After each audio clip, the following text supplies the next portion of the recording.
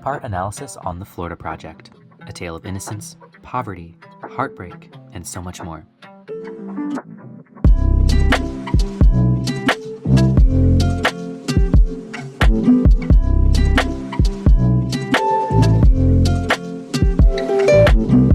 We will start with a brief overview of the plot, discuss the production history and contextualize the film and its making, analyze the characters as they further deepen the story, and showcase a student example of the cinematic techniques used to bring childhood innocence to your screens. The Florida Project stars Brooklyn Prince as 6-year-old Mooney and Bria Vinaitia as Haley, the central mother-daughter duo. We follow these two through a slice of their lives, living in poverty just a few miles outside of Walt Disney World. They live in a budget motel, Magic Castle Inn, run by the iconic and kind-hearted Bobby Hicks, played by William Dafoe.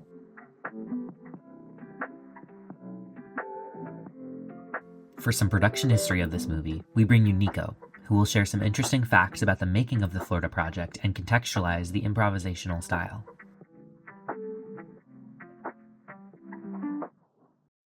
Hey guys, so for my part in this project, I wanted to focus on the production history and fun facts around this movie, just because that's the kind of information that I'm really interested in and that I tend to remember. I like to have fun facts about movies that I can pull out and annoy people with. So I guess I'll start by just getting some of the basics out of the way. This movie came out in 2017. It's a drama / just indie movie. It has a runtime of about an hour and 50 minutes and a budget of $2 million. When it came out, it was pretty well received. It got a score on Rotten Tomatoes of 96% and a score on Letterboxd of 4.1 out of 5 stars, so that's pretty impressive. The inception of this movie was inspired by news stories that the director had read about the poverty that a lot of people lived in hotels outside of Disney World. He just kind of wanted to create a story about the people living in those conditions. And the title of the movie, The Florida Project, refers to the early title for Walt Disney World, which was called The Florida Project when it was in early development. Initially, the director had trouble getting this film off the ground. He didn't have the kind of budget that he knew he would need to create this movie, but the success of his prior film, Tangerine, helped him secure funding for this movie. Tangerine was shot all on iPhone, and it became kind of known as the iPhone movie. So that being released in festivals and the buzz that it generated helped him get the Florida Project off the ground. And another fun fact, Bobby, the hotel manager character in this movie, is based on a real person that Baker, the director, met during development for the movie. The hotel that was used as a filming location was not shut down for filming, and some actual residents of the hotel appeared as background actors. And a lot of this movie was improvised, kind of aspects like that, where a lot of the extras were just real people, but also some of the moments in the filming of this movie were just kind of serendipitous, like the scene where the two characters are running towards the rainbow was meant to be CGI, but a storm prior to filming actually allowed them to film a real rainbow, kind of just off the cuff. And the detail, towards the end of the movie, of Willem Dafoe's character shooing away a group of sandhill cranes was also improv. That was written in way later into filming because the crew noticed that these sandhill cranes would show up at the hotel every day and peck at the windows and stuff, so they wrote that in as detail in the movie. There are a couple fun facts I have just about the finale of this movie. The scenes within Disney World were actually shot illegally, also on an iPhone. To film legally, he would have had to secure a permit to allow him to have an actual film crew in Disney World. They didn't do that, so it was all filmed on iPhone. And according to the director, Sean Baker, this final scene is meant to be kind of a fantasy within the main character's head. It wouldn't actually have happened that way. But it's kind of a fantasy of what the character wished would have happened. And after this movie was released, it was received very well. As I mentioned, it got several awards nominations, including a bunch of nominations for Best Supporting Actor for Willem Dafoe. He got an Oscar nomination, Golden Globes, Critics' Choice, Screen Actors Guild, and BAFTA, so everyone loved what he did, including myself. It also got a couple nominations for Best Movie of the Year / Best Feature at the American Film Institute, where it won, and the Film Independent, where it only got a nomination. It also got one nomination for the main actress for Best Young Actor. She actually won at Critics' Choice, which is pretty impressive. And the director, Sean Baker, got a nomination at the Film Independent Awards. So overall, I think this is just a really fun movie to do research on, and I'm glad that I got a chance to watch it with this project. So yeah, thank you and goodbye. And now, for an in-depth look at the characters, Mar talks about the impact that well-written, complex characters have on a story. Great stories and films often succeed because of their characters. When characters are written with depth, they feel real. They stick with us and make us care about what happens to them and the world. Depth isn't just about showing who a character is on the surface. It's about showing their struggles, dreams, and how they grow or change. Character depth makes a story relatable and helps us see the world in a new way. This is exactly what the Florida Project does so well. At its heart, the Florida Project is a story about resilience, seen through the eyes of 6-year-old Mooney, who lives with her young mother, Haley, in a budget motel near Disney World. Their lives are full of struggle and survival, set right next to the place built upon dreams and fantasy.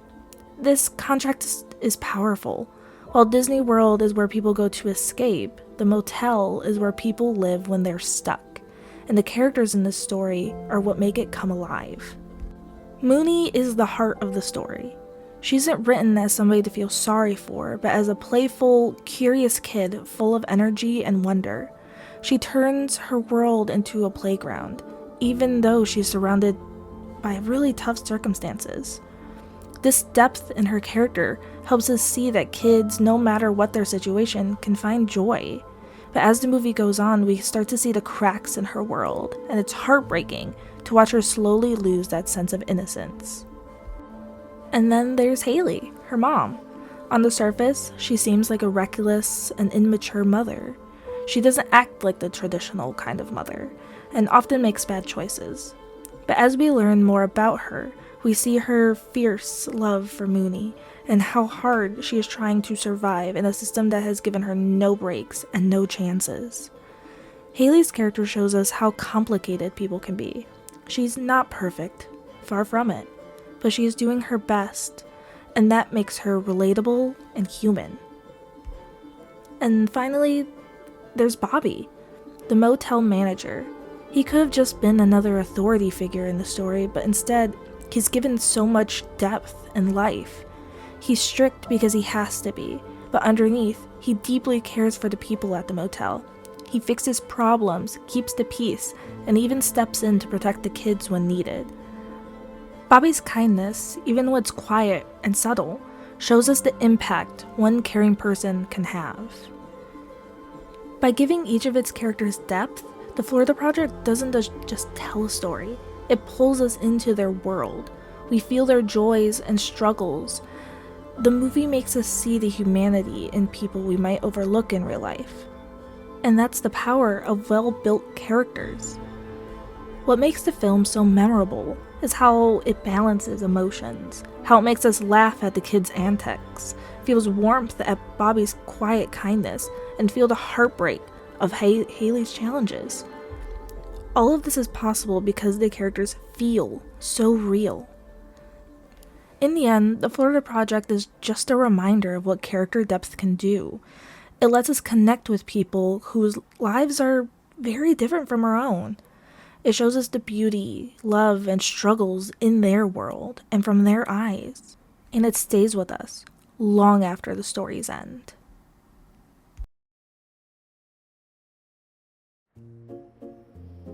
And to close us out, we have Skylar discussing the cinematography and production techniques. What I wanted to research for this final was the cinematic techniques used to create the atmosphere of the movie. The Florida Project used a lot of these to capture something really interesting: a pure childhood innocence in a world of poverty, incompetent adults, and unfair circumstances. Something unique about this production was that they used primarily 35mm film with anamorphic lenses to record with, excluding a few key scenes at the end shot on an iPhone. This went a long way in giving the childlike dreamy effect present throughout the whole film. Throughout, they used a few core techniques that hone this in, namely filming from the child's perspective on eye level with them, then looking up to adults and the world, increasing the saturation when the children are playing and having fun, showing that their world is brighter and more colorful, even in dull and dark times. Moving with the kids, being static if they were still and dynamic if they were moving, saying we are really following their world. These are all really effective techniques that this movie uses to communicate its point. But more than just tell you about what I learned, I could show you.